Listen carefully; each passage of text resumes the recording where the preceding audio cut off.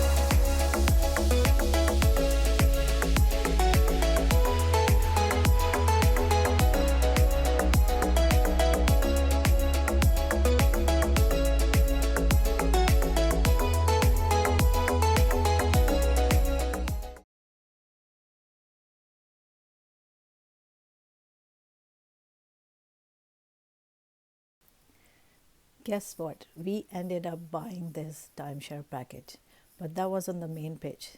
This was when we refused to buy the main pitch, so it was the salesperson first day at work and he had to sell something and we were his first client. So he gave us something for lower, or I should say a short-term timeshare, which was 1 week per year for 3 years for around $3,000. What is a timeshare presentation?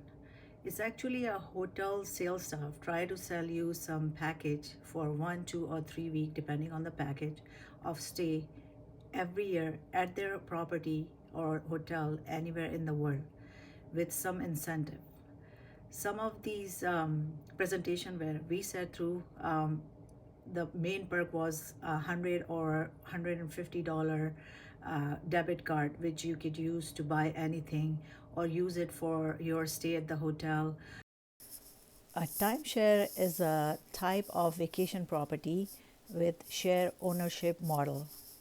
With a typical timeshare, you share the cost of the property with other buyers by paying thousands of dollars upfront and then yearly maintenance fee. But what if you attend a timeshare presentation and you are not good at saying no? You are not able to say no, then you better not get involved in it. It's not the best use of your time while on vacation. From our past experiences, we can let you know what to expect and how to say no, and I will provide tactics to help you get to know, which is almost assuredly the correct answer. One of the hotel that we stay in Cancun, Mexico, it was a really good hotel. We went to the timeshare presentation and we didn't buy it the first time, so they offer us a second package to come back next year to convince us to buy the package again. And that was a really good, that was very reasonable with some reasonable discount. So we took the offer and we went back the second time and we still didn't buy it.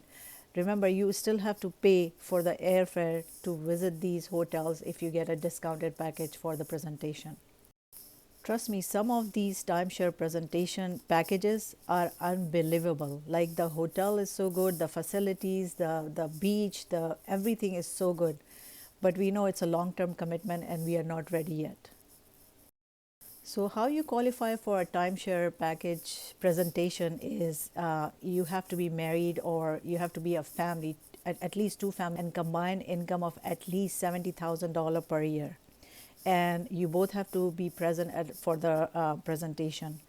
Make sure you, usually these timeshare presentation are about 1.5 to 2 hours. So make sure you keep track of time. And if you're just getting $100 or $150 out of it, it's not the best use of your time. And your 90 minutes are done and you still haven't agreed to buy the package, let them know. The salesperson comes and give you the presentation and you have to say no to him. And then once you don't buy it, then the big boss comes and he tries to convince you to buy it, and it will definitely make you uncomfortable to say no. So make sure that if you say yes, you can afford it. Actually going to give you offer, it's now or never deal that expires the minute you walk out. But that's okay, you can walk out, that's fine. One thing that these salespeople don't tell you is there's a lot of people who bought the timeshare and they regret it or they can't afford it and they sell it. So it's a large second-hand market for timeshare points that you can purchase online. There's different websites. They give these packages timeshare ownership away for very lower fee. There are different type of timeshares.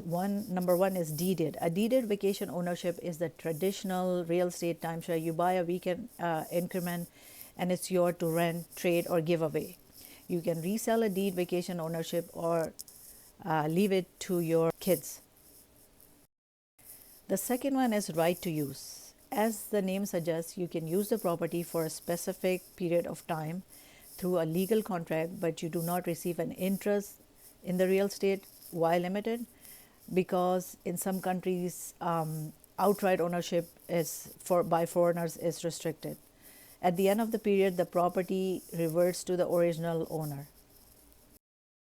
The third one is the point system. In the point system, as part of your purchase, the developer may assign several points to your timeshare interest, your deed, leasehold, or the right to use interest, which will depend on many factors such as the unit, the type of the unit, the season in which you own it. In turn, those points are then used to make a reservation in a timeshare unit. The concept was made popular by Disney Vacation Club in the 1990s, and then other hotels came on board. If you haven't noticed, the timeshare can be extraordinarily complicated. A timeshare purchase decision needs to be made carefully. After much research and in consultation with other knowledgeable people, take all your time you need. Don't rush into saying yes just because the salespeople are forcing you. Do you know what is OPC? The off-property consultants are some of the most aggressive salespeople that you will see. Sometimes when you are on a Disney park or something and you see a little cabin where they say free helicopter tour or free park tickets, those are the OPCs. So what they do is they sign you up for a helicopter tour for a very low price, but you have to agree to listen to a timeshare presentation. That's how they get you. So if you're not interested in getting timeshare, it's not worth your time. So when you do a timeshare presentation, first thing they ask you is how much time and money you spend on your vacation. So let's see, you say 1 week per year or 2 week per year. Then they multiply the number of days per year by the cost per night, multiply that figure by a number of years to find out about your travel habits, and then show you that you can do better with the package deal that they are offering. What affects the cost of a timeshare? The brand. If it's a fancy hotel brand, it depends on the location. Like the timeshare property to purchase in Mexico will be cheaper than a timeshare property you purchase in Hawaii, because Hawaii, everything is expensive. Mexico, the labor cost is cheap, the property is cheaper compared to Hawaii. So your decision should be based on the brand and the location. Once you purchase, if you decide to purchase the timeshare, remember, once you paid the package, which is in thousands of dollars, that's not it. After that, you have to pay a yearly maintenance fee. That's how they take care of the property. That could be sometimes $1,000 per year. So make sure you know that.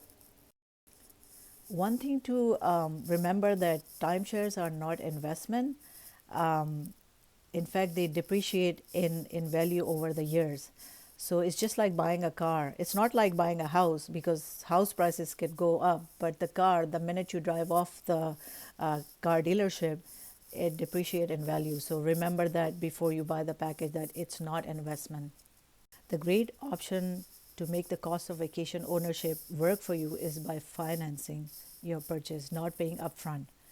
It's also better to go to your own bank and get a loan than getting the financing from the resort, as they give you perks on doing it, but their interest rates are way higher than what your bank can offer you. I hope you learned a thing or two about timeshares from this presentation. I'm just saying, be mindful of the cost and know that are you able to afford it or not. Good luck, and I will suggest, if you're good at saying no, just go and try, find out what kind of offers are there for you. Please like, comment, and share this video with your friends. Thank you.